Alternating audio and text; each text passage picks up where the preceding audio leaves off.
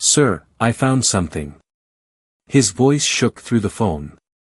"Come to my studio. Don't tell your wife yet.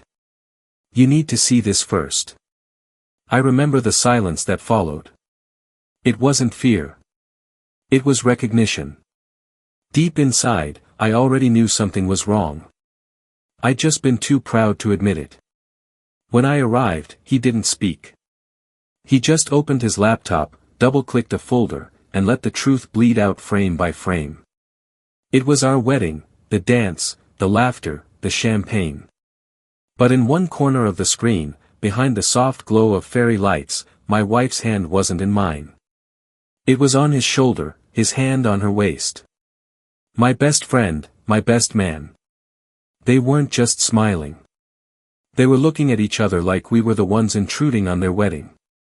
And just like that, every illusion shattered. We met 5 years ago. She was a graphic designer, all charm and quiet storms.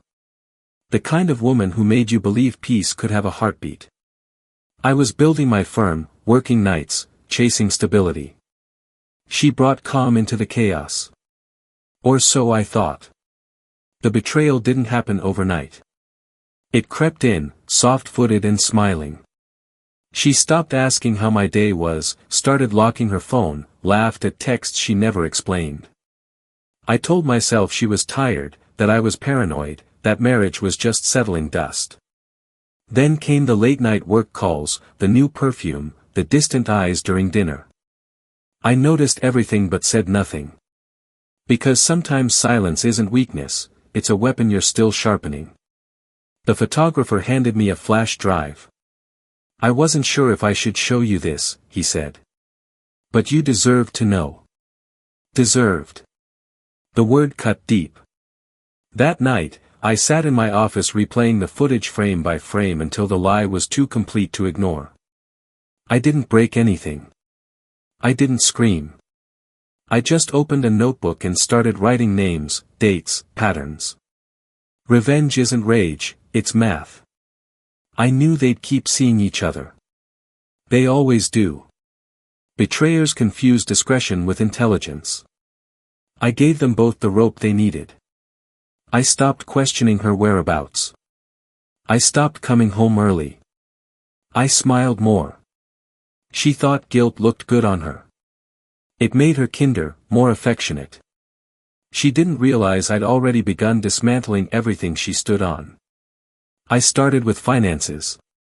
Every asset we shared, the house, the accounts, the investments, quietly became mine again. Legal loopholes are surprisingly generous to those who prepare early. I had the marriage agreement reviewed for tax reasons. She signed without reading. Trust is the most dangerous form of blindness. Then came my best friend, the best man, the one who toasted to our love with wine still warm from deceit. He worked under a client contract I controlled. I didn't confront him. I simply redirected his project one clause at a time until his firm bled cash. By the time he realized the contracts were void, his name was blacklisted quietly through corporate compliance. He thought it was bad luck. I call it poetic symmetry. 3 months later, the affair had lost its excitement. She was restless, irritable. He was unemployed. I watched them unravel from a distance, like two thieves turning on each other after a failed heist. I waited. And then one evening, I left an envelope on the dining table. No words, just photographs. Wedding day, hotel lobby, her laughter frozen mid-lie. When she came home, she saw it before she saw me. Her face turned white. Where did you get these?" I didn't answer. I just poured 2 glasses of wine, placed one in front of her, and said, "It's fascinating how pictures tell the truth when people won't." She started to cry, reaching for explanations, for mercy. But I'd already moved past emotion. I filed the papers, I told her. "You'll receive them tomorrow. Everything's already arranged." She blinked through tears. "You're destroying my life." "No," I said, standing. "I'm just returning it to its rightful Owner. The next morning, she was gone. Moved out quietly. I didn't follow. Didn't need to.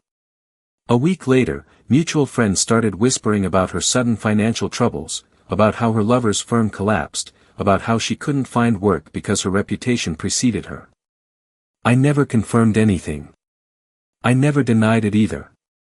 Revenge doesn't always require blood. Sometimes it's silence that strangles.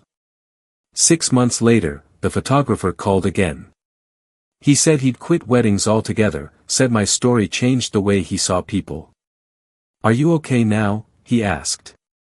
I paused, looking out the window at the city that had watched me fall and rise again. I'm better than okay, I said. I'm clean, because there's a strange peace in closure, not the kind you find in forgiveness, but the kind you build from ruin.